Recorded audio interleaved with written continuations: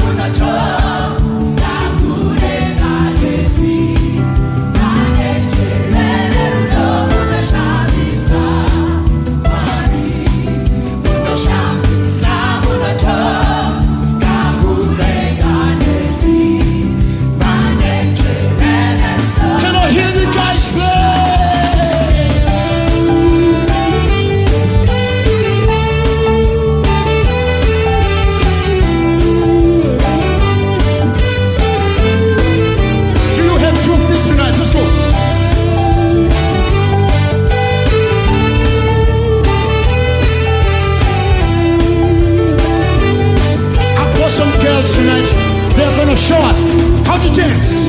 They're going to show us. Welcome them. Come on.